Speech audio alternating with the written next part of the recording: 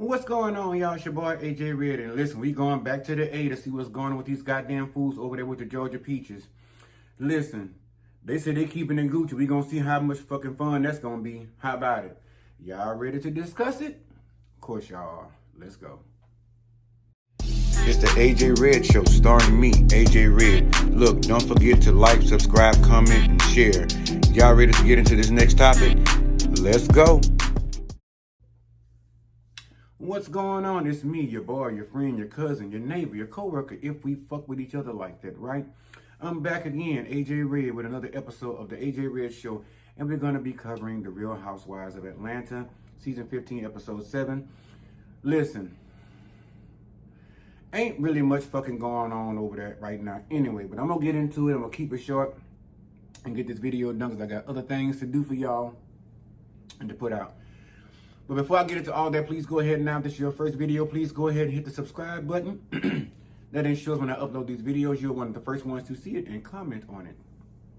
Also, when I go live, it ensures that you're one of the first ones to jump into the chats and all that different stuff and start fucking with me and all that different shit there, right? And please don't forget to hit the thumbs up button. That's the like button. That helps your boy out a lot. Also, share these videos with somebody. Whether it be your friend, your coworker, your other cousin or something, I don't know. But anyway, jumping right into the episode of The Real Housewives of Atlanta, Season 15, Episode 7. Same old song, same old dance, same old drama. I will start this video off like the way I did before with several others this season. Recast. I'm still here for the recasting because ain't shit done started popping. What the fuck? That we need to even hear about. Ain't nobody got no real storyline going on. Ain't nobody really talking about shit. You know, ain't nobody really fucking with the thing like talking about. So I don't understand the whole point of view. Now, in this picture y'all see in the background, y'all see everybody is there but Candy. That ain't my problem. Candy probably she got 16 jobs, shit. So she couldn't be there, right? But anyway, Sheree and Kenya meet up to do this situation with the cryotherapy where they go in there and put their body in some kind of motherfucking machine to freeze their bodies for like 2 minutes and 30 seconds. I guess to freeze fat cells and all this other bullshit, all kind of other shit that people pay money for that's unnecessary. And go sit down and have a conversation about the situation that happened before at the escape room and trying to figure out, they wanted to know the big deal was, oh, okay, well, I see why Kenya left and I don't understand why the other girls left with the Kenya and all. Because they didn't want to be bothered with you messy ass bitches. And Sheree, you the oldest messy bitch up on there. And Marlo, honestly, I'm sorry, Sanya, she ain't nothing but the new fucking bone carrier. That's why Sheree and Sanya get along so well, because they both partake in the same juicy bullshit. They likes to be up on the up and up when mess gets started. They want to be the first bitch to bring a bone to the yard and get some shit going. Y'all sitting around discussing the event, but never really discussing anything other than now she done put together a motherfucking brunch, a Gucci brunch, which she want all the bitches to show up in Gucci clothing and keep it Gucci and, you know, start over, start them in. It's the same old fucking shit they do every goddamn season. Trying to get somebody else to mend the friendship or speak to each other again or be on good terms when they really don't want to fuck with each other and just leave bygones and let the fucking shit go. If I don't fuck with that bitch, I don't fuck with her. I will show up and film with this bitch, and honestly, I will even speak to get my check. But I'm honestly sitting up and telling you I'm not finna put up with a bitch that's gonna cause me drama and fuck around and start bullshit. So I understand why some of these ladies are saying, okay, that's me personally. If I am at an event, me personally speaking about me, and shit starts to turn ugly or get negative or fucked up, bitch, I'm supposed to grab all my shit and I'm about to go. I don't want to be in that. I don't want to be around that kind of bullshit. I didn't bring it, so why should I be receiving it? And if it's a parting gift, bitch, you can keep your present. I don't want it. Marlo's still running around talking about Courtney is the main one trying to help her get clemency, the clemency paperwork. She linked up with a guy to help get some paperwork done and get some clemency done and all this other shit from her past. So she can buy a gun because all the shit with the home invasion with her and the boys really made her upset and she don't have no other way to protect her and the boys. That's old and tired. Don't nobody give a fuck about that line. That storyline is old and dead. Because, bitch, after 20 years, what the fuck kind of probation they put you on? What the fuck did you do? You must have really slashed the bitch up to be still sitting around and talking about you on probation, you on a whole fucking national show, you know, reality TV, and bucking up and talking shit. You mean to tell me all this time you ain't got your legal woes figured the fuck out? To where you can go at least go and buy a gun? That don't make sense. Over here in Texas, the good old boys that fixed it to where any old jackass can go down there and buy a fucking gun. Maybe you come to Texas and get that bitch and go back to Atlanta. I don't know what to tell you. But the storyline was dead from the get-go. Just like them taglines y'all got in the beginning. I just don't... I don't understand the mechanism anymore. I used to enjoy this show so much when they had certain people on it, and it's really just gone downhill. And I really need Bravo to listen up. I hashtag y'all motherfuckers in all these videos. I need Bravo, and I need to get Andy Cohen on the line. I need you to shake this up. I really wish you can shake this shit the fuck up in the middle of the fucking season, but I know everybody done signed contracts and whatnot. I got to get their checks. And 9 times out of 10, they're going to try to sue your ass like Nene did.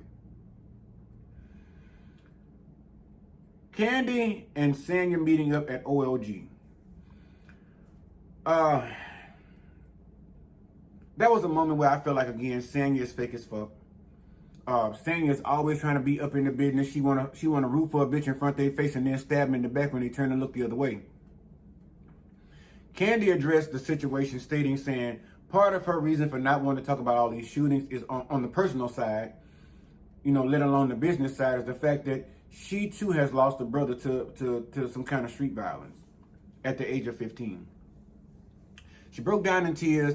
She talked about how she lost her brother at a young age. It was just the two of them. Not she would have stuck, well, she didn't see, but she would have stuck with Mama Joy's crazy ass. But she's saying that she has sympathy for these girls when things like that happens. And if you've looked at any of the footage when anybody has had a traumatic experience in their family, yes, Candace's body gonna shed a tear or two while she's rocking out with them and trying to console them, but that she really has never been that girl. Like she said, the girl that she is like, okay, bitch, I'm the friend you come to for motivation and inspiration. I'm the friend you come to when you need to look at the business aspects of things. I'm the friend you come to hand out opportunities or to aid and assist you with contracts and how to run a business, how to start a business, how to cast a, you know, different things like that. I'm not that girl that's going to sit up here and cry with you and eat bonbons, bitch, and watch Lifetime all day. I'm not that girl. I'm not going to sit up here with you and watch, you know, what's love got to do with it. Shout out to Tina Turner, R.I.P. But I'm not about to sit up here with that bullshit. I'm not about to sit up here and watch Wade Takes Hair with you with a box of tissue and some kimchi noodles or some fucking Chinese food and some fucking raw cookie dough. I ain't that bitch. Losing a family member. Now, I'm going to come through in my way, and you have to accept that as a friend, because every friend that you have offers something different. And the fact that, again, I don't really think it was that. It's like I said, she wanted Kandi to pay for that motherfucking boy's funeral and cater that shit from OLG, just like she said, her ghetto ass and her sister and them. Ain't nobody had time for that. And Kandi basically said that in all totality. And saying it in that moment seemed to have understood where Kandi was coming from when she broke down and told her about this. Now, let me tell you something. Saying you talk that shit, but that bitch can eat. There's no wonder she ain't already pregnant, because saying with that fucking them wings up, and we already know it's no secret for Kandi. Kandi is like, look, bitch, I'm always on the go. I got to have some wings, some bacon, some cheese. I'm getting hungry just thinking about it, because I ain't had shit today. Here it is, 4 o'clock in the afternoon, and I still ain't eat. But I have to have something to put on my stomach. I'm the kind of girl that likes to eat. She said, I didn't get to be thick in the waist and fat in the ass and the bite from just sitting around here eating grass all goddamn day and juicing and shit like that and going without meals per day. That's not the kind of girl I am. So, but don't get me wrong, them bitches ordered up some food on that table and fucked it up. I sat there, my mouth was watering just like it is right now, sitting there thinking back on that shit. I got to keep moving. Drew almost had to cut Ralph the fuck out the thing. When it came to the video for her song, that only got 30,000, I guess, plays on, I think, iTunes or some shit she said was on, iMusic, Apple Music, I don't know what kind of music, but she only got 30,000 copies listened to or probably purchased out there. So she's trying to figure out a way to broaden the song and her career as an artist. Let me just say this. You should have had all that shit together when you fucking put the song out. You should have had video and all that shit, so all that shit can trail each other. So if you did get the opportunity for a fucking tour that you would be ready. Bitch, you done worked on the solo album, did the song, put the EP out 6-7 months ago, and now you sitting there talking about doing a goddamn video. And I know it's in past tense, but look at the situation. She didn't do this shit simultaneously. Because just remember, in the first episode, Ralph wasn't on board, or second, third episode, whenever she showed the fuck up. But they were finna cut Ralph from the thing. Because the man said that Ralph didn't have his abs together, didn't have his body together, and he had some explicit scenes and some showing some skin and whatnot and shit like that. And he wanted somebody that was able to show some rippling effect. Now, this is my thing with that. In the end, I'm glad that it worked out the way it did, because for anybody's marriage, I don't think that should be. You're not finna come in my motherfucking marriage and tell me, I don't give a fuck what kind of producer you are, and tell me I got to put my marriage at stake, regardless whether my spouse is okay with it or not, by being with another man or another woman on camera doing seductive things. Yeah, that's an actress, but I'm not an actress, bitch. I'm a singer. And I'm doing certain shit, and if that be the case, like Melissa McCarthy, she has her husband in every fucking thing. Every motherfucking thing she does, she has her, even in that Booking.com commercial. He and that bitch laying up in the bed too, booking shit and swiping up. And you know what I'm saying? Melissa McCarthy puts her husband on. That's the kind of marriage I want to be in. That's the kind of relationship I want to be in. We working and feeding off of each other and eating off of each other. Ain't nobody sitting at the house playing video games all the time unless we doing that shit together. We over here making the money together and we eating together. And so with that being said, no, I would not allow a producer or somebody to come in and say, oh, because my nigga ain't got abs, or because he's not up to stand about, well, bitch, give us 6 more months and let him go and work that shit out, and me too. And get him a fucking 6-pack, and we can come back and revisit this shit. But as for trying to divide me and my household, some things you got to stand for and have boundaries. And that's what I say, relationships. Sometimes motherfuckers ain't got no boundaries, especially when it comes to a coin or a friend or a loved one or some shit that's on the outside. Bitch, You got to have boundaries on each side and respect that. So I'm glad he did make the cut. And the producer's so fucking messy, he had to go and ask Ralph when he did his personal video, his thing, his confessional. He asked him, how does it feel to be the backup plan? Ralph was stuck like a motherfucking rat stuck in glue. He didn't know what the fuck to say, and he turned around, he said, that's a hard one, brother. I don't even know how to answer that. But don't make that man feel like he the second choice or some shit like that. And then put that shit out there as though it's coming from his wife. So that's what I'm saying. I'm glad with the shit that they had going on last season, I'm glad they took the time to actually sit down and discuss this and not having beef over it. Can you down to the doctor's office with the gynecologist talking about she wants to have another baby? Listen, I'm all here for people reproducing. Kenya is a beautiful woman. Brooklyn is a beautiful little girl, hands down. There is no question about it. Because if you ask me, when they had her and PJ up on here, PJ was all right. PJ was she was in the race. You know, PJ was, you know, she was in there. She in there. But Brooklyn, yes, was I have to say was a cute little girl. Sorry, Portia. But nevertheless, the whole thing is like, basically, you know, you are a woman of a particular age. You are knocking on the door of 50, if not already into that motherfucker. And so have them eggs. And so you just on the brink of turning into powder and dust. Up in betwixt them when it comes to them kind of ovaries and things and stuff up in there, the mechanism that make the baby go around and grow. You know, you at a particular age now where you can't really do all that kind of stuff no more and not do it safely. And the thing about it is, I felt her heart that said she wanted to have other children, that said that little Brooklyn should have a playmate to grow up with, a sibling, a buddy, or whatever have you. And little Brooklyn's not that old, so she can afford to have a sibling come behind her at this point in the game and still be able to relate, have pretty much the same interests, get along pretty good, and teach her sibling how to, you know, kind of the ways of life that she's learned herself already being here. As the oldest, as the older sister. But when it's like my pastor, but when I look back over the situation, as the doctor told her, there is nothing wrong with it. As the gynecologist told her, bitch, I got 5 children. So I understand that, you know, wanting to have a little village to have them to get along and play with each other, maybe stay the fuck out your head and go deal with one another. And you still got to watch them because they fucking around and cuts each other's hands, shit right on walls and all kind of crazy shit. You got to watch your kids. Especially when they're in that age bracket. The doctor said she understood that, and my heart felt that. I understand that as well. But what I'm saying to you, Kenya, is just like your doctor told you, it is not a good decision to go about having a child again maternally and biologically from your own womb per the health risk you suffered trying to deliver Brooklyn. And you've even said yourself, you almost got checked the fuck out of here and punched that ticket and got on that train. And I ain't talking about to the midnight train to Georgia. You almost saw Jesus' feet, you know? And so with that being said, like she said in her confessional, why would you put yourself at risk to go through with this and put your body through this and risk losing yourself and having a child? Now you have two motherless children that you have so many more intentions for, and that you have so much love and other things to give them, and so many other opportunities to share with them and to help them with. You don't want to put yourself in that harm's way. Do what Candy did. Go with a surrogate. Or better yet, adopt. There are so many children in the system now that needs a good home, and you have more than enough space, Kenya, in your home. You have all the square footage. You know, you have the income.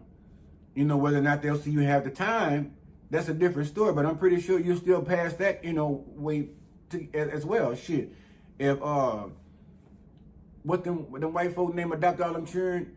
Angela, not Angela. You what her name is? That white woman. Some Angela. I don't know white people like that when they're famous, but I can picture her face in my head. But she's a famous white woman. Y'all know she married to Brad Pitt and all that stuff.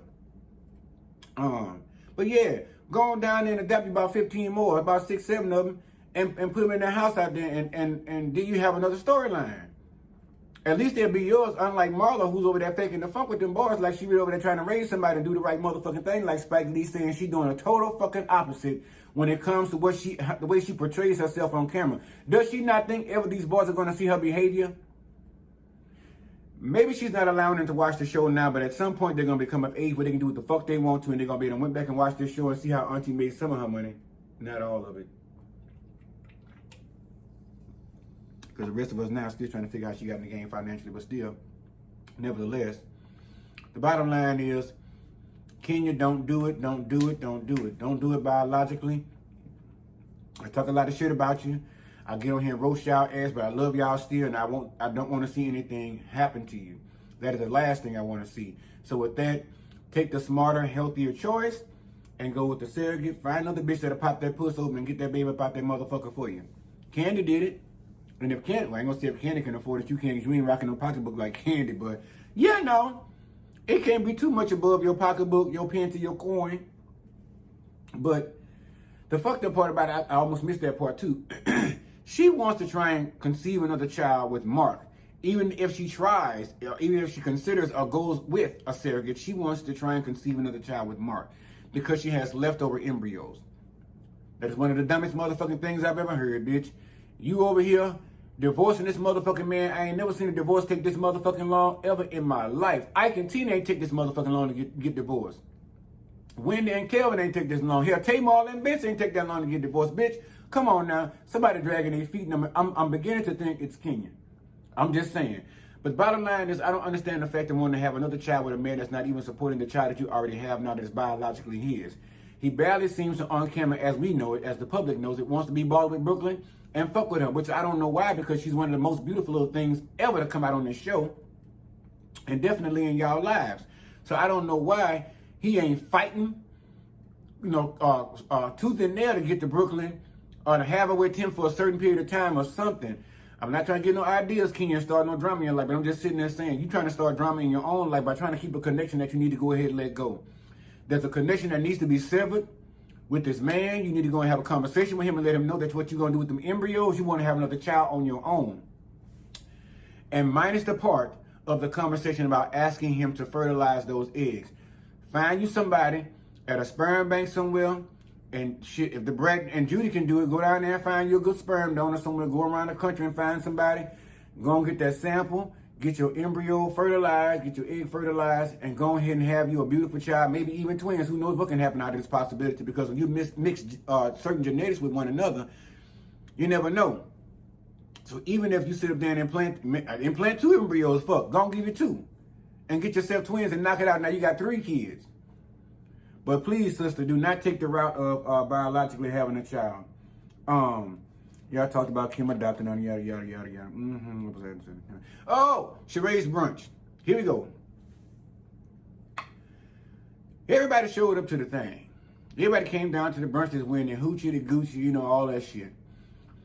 But Marlo showed up last. And when Marlo showed up last, not to mention before Marlo showed up, now Sheree had already rearranged the seating chart to where Marlo wasn't sitting next to Kenya, Candy, or Drew.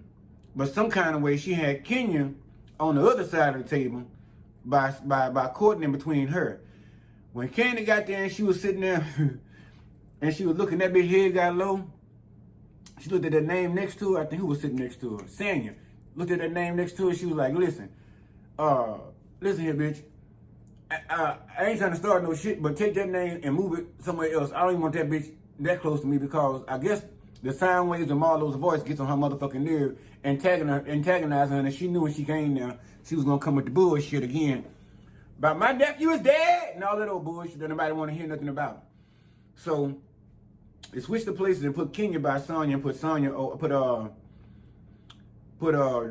over there betwixt Courtney and Sheree mess ass. Now them the ones she rocked with in the first place. Now Candy already rocking with Drew a little bit, Kenya a little bit, and she was fucking with Sanya. But Sanya on that fuck shit because she had to get her straight. Now, everybody come down there and sat down to the table. Everybody sitting down, you know. Sheree gives this heartfelt bullshit ass speech about, hey, I want to get together. We see like we so divided. Oh my God. And I just don't know what to do and I'm fucking with my makeup. Any suggestions from you bitches? Why? Because ain't none of you bitches gonna take the suggestion anyway.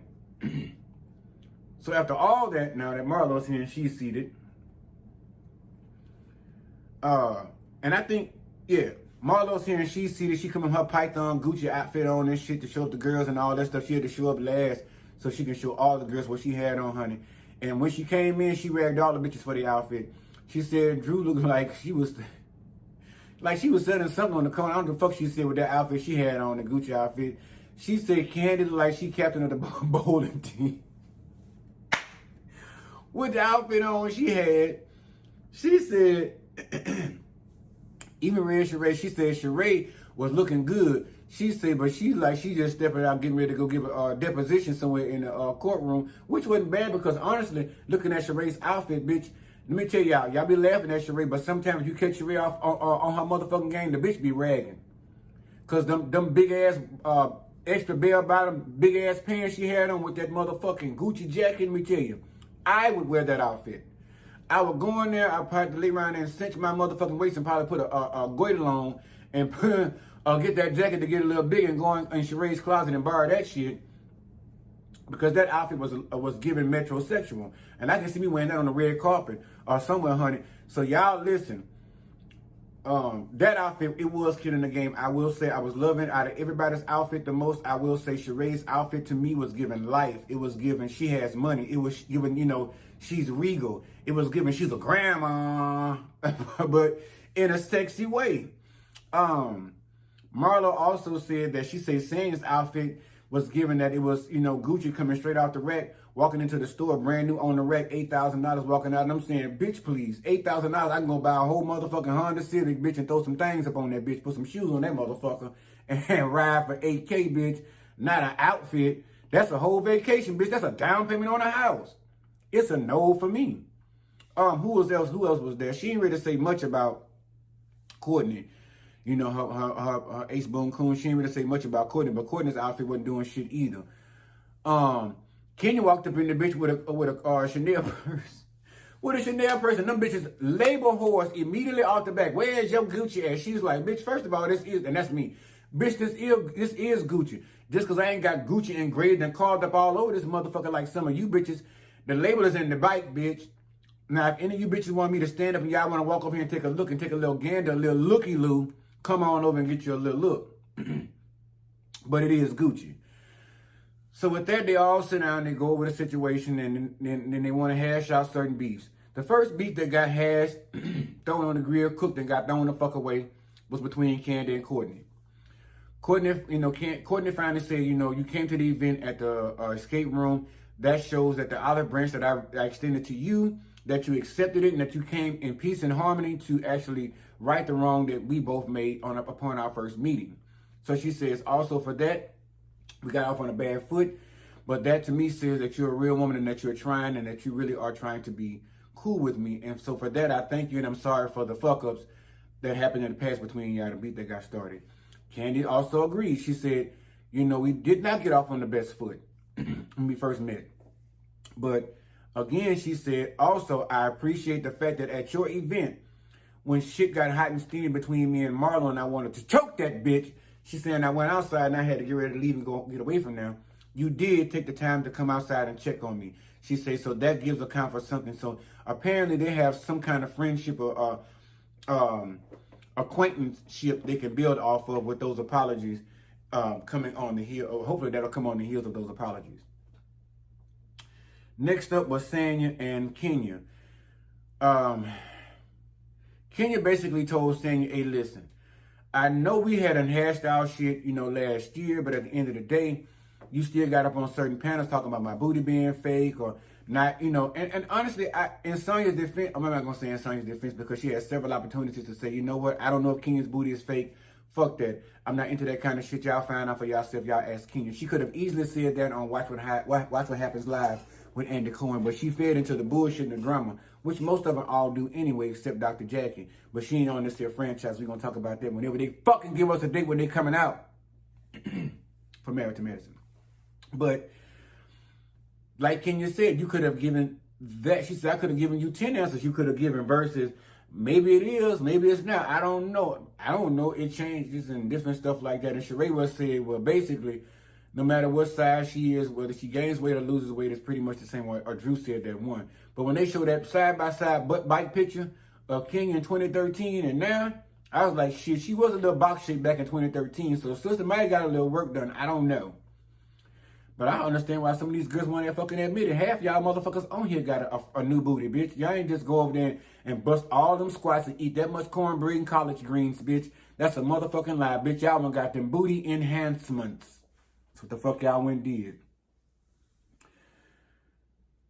After Kenya and Sanya made up, because Kenya basically told Sanya, well, if you can show me that you can be trusted, you know, drop that nugget or whatever have you and actually keep it on that playing field and not, you know, not backpedal on some shit talking about me again with the hoes, that I see a future with us as friends. All right, got you. Beef squashed. Done. Now we move on to Marlo and Candy, the biggest motherfucking beef in the room. Now, mind you, ain't too many folk in the group already fucking with Marlo. Anyway, and I told y'all Marlo really wants to be a Nene Leakes, but bitch, it's not gonna happen. I'm not no huge fan of Nene Leakes, but I can tell you right now, it's not gonna happen. And again, let me advocate for Nene Leakes. Bring back my girls. Bring back Phaedra and bring back Nene Leakes. As I said before in previous videos, if Candy don't want to stick around for the thing, then that's just too bad, Candy. If it gets too hot in the kitchen, go ahead and get the fuck out of here back to the OLG gang. I love you with all my heart, but at the same time, anybody got time for that. If you can get along with Portia up on that bitch for another season, with her talking about you was going to drill her and fuck her and all this different shit, as we seen turn out to be not true, you can deal with Phaedra. Fuck that. What was that? But Marlo, and I'm going to say this, let me get out because I'm already at fucking 30 minutes. Marlo now comes to the thing talking about, you didn't understand my point of view. I just wanted an acknowledgement. I just wanted you to say something. I just wanted you to think about me. because had it been your family or your nephew, I'd have been at your front door, yada, yada, yada. And Candy was semi-listening, but again, it just sounds like bullshit. It don't even sound logical. And then when Sanya is trying to step in to defend Marlo, I'm so glad Candy told her motherfucking ass, first of all, bitch, I don't need you trying to be no fucking lawyer for Marlo. If you want me and Marlo to hash this out and have this conversation, sit here and shut the fuck up and let this shit go down, because I'm going to argue with this bitch as many times as I have to. I'm going to cuss this bitch out as many times as I have to in order for her to fucking get it and understand, bitch. I don't give a fuck about you or your nephew at this point. I don't give a fuck about whether I should have catered or not, whether I should have sent fuck you and them flowers. Plenty of us done lost family members around the same time you did. You think we sitting around here calling their motherfucking former employer talking about, oh, y'all didn't send no flowers. Oh, y'all didn't cater the event. Oh, y'all didn't show up to the funeral. Oh, y'all didn't do this. Oh, y'all didn't do that. They don't give a fuck. Once you depart from a job, bitch, whether it be death or fired or quit, You are no longer considered a part of that entity. You are no longer considered a part of their working family. You are no longer a part of that. And that's where your nephew still with that. And you want to try to pull this shit together now and try to make it up on the basis and the foundation of it's the strength of you and Candy being friends. Okay. When it happened, the clip was shown when you actually came over when she was getting riding together for her graduation and stuff. Talking about you want to rain on nobody's parade. Bitch, you didn't want to rain on my parade. What the fuck you bring that bullshit around here for? But you still sat up there and told that girl and her daughter, oh, your nephew got murdered a couple of days ago or the night before and all that different shit. And Cam was like, well, damn, I'm so sorry to hear that, y'all. What the fuck you want, bitch? A parade float? You want her to rent a motherfucking ribbon in the sky? Or a fucking air balloon that says, I'm so sorry, Marlo, that your nephew died. And it's possibly my fault. And if let me know what the arrangements is so I can send some food down to the funeral. Fuck no. That was your job, bitch. You the one got the pocketbook in your family. You should have sent the motherfucking flowers. You should. Matter of fact, Candy ain't your fucking employer, bitch. If you wanted somebody to send flowers, bitch, you should have been over there jumping up Andy Cohen's motherfucking ass. You should have been talking to Bravo, bitch. Asking them to send some motherfucking chicken wings and things over there to the motherfucking job. Or to the repairs. A little fried eggs and rice or something. Little fried bologna sandwich. You know, little fruit cocktails. That kind of shit. Little weenie bites and stuff like that. Little cocktail food. Little Swedish meatballs and shit. Ask Bravo to send that shit over there, bitch. If you couldn't afford it yourself, stop, because your storyline is not making fucking sense and it ain't getting no fucking better for any one of us. And all it's doing for me, can't speak for too many other people, which I'm saying I think they agree with me because I've already seen some of the fucking footage. I've already seen some of the motherfucking the comments from other people that watch the show and that don't. It's going downhill. It's going to be pretty soon before y'all ass going to fuck around and get either recast or canceled. And as I say again, I don't understand why now. Fuck Married to Medicine is still sitting on the shelf, and we still have not heard a fucking date as to when it's going to air. Y'all put up one fucking date, said it was going to be in June, and then all of a sudden y'all took that motherfucking shit back. Bring us some interesting TV, because this is not it. This is not it. At this point now, I think I'm like fucking them. Who the fuck is in charge of the girls, bitch? The fuck's going on? So all that being said, Marlo gets upset because Kenya and Drew and them jumping down her ass because she used Drew as a motherfucking Ponzi. Oh, and I was with Drew talking to her. And Drew told her, bitch, don't make your triggers about me. Don't start that shit. I don't even want to fuck with that. Keep that shit to yourself. You addressing you and Candy. Deal with that. So everybody still wanted to bring an outside person into the conversation. So apparently, Marlo gets mad and decides she wants to get up and she wants to break out into my she going to the bathroom. But the bitch walked out there in the parking lot. And who else would get up and go run behind her to find where the fuck she went but Sheree, old silly ass. Well, don't worry about it. Oh, we're going to have a conversation. Oh, we just talk to Candy alone. Because Kenya and Drew just keep barking up, won't let me talk to Candy, won't let Candy talk. And then Sheree has the nerve in her cutaway, in her confession, to holler about Candy got her dogs talking for her and all that shit, got her bitches speaking for her, which she's referring to Drew and Kenya. Well, Marlo got her bitches speaking for her, you and Sanya. And Courtney, I said I was going to drag that bitch no more because her and Candy made up, but fuck that shit. Her, you and that old emu, malign, face-looking bitch, y'all the only bitch that fuck with Marlo in the first place because y'all know that bitch fake, but y'all as fake as she is. I ain't saying the other ones on the other team ain't fake. They got their fake moments too. But at the end of the day, bitch, anybody trying to be bothered with Marlo but you, Sanya, and Courtney.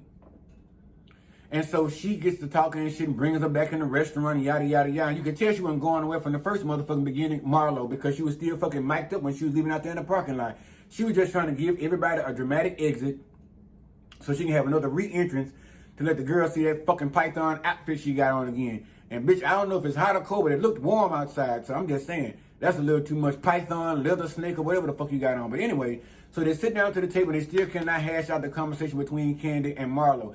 After Sheree brings her back and says, oh, she only wants to talk to Candy, she didn't want to talk to y'all. Well, Kenya was like, fuck it. We fine with that. We don't want to talk to the bitch anyway. But it comes down to it, Candy ain't even want to fucking talk to her. Candy said she was over it. Candy said she was done with it because basically you're not trying to change your mind. Like Candy said, who the fuck wants their name and their brand associated with the murder? Nobody on that platform. I don't on my platform. So I know as big as hers is, she don't want to be associated with that shit. So why can't y'all just respect it and check it and get the fuck on about y'all business? Stop trying to build y'all storyline off the backs of other bitches. How about that?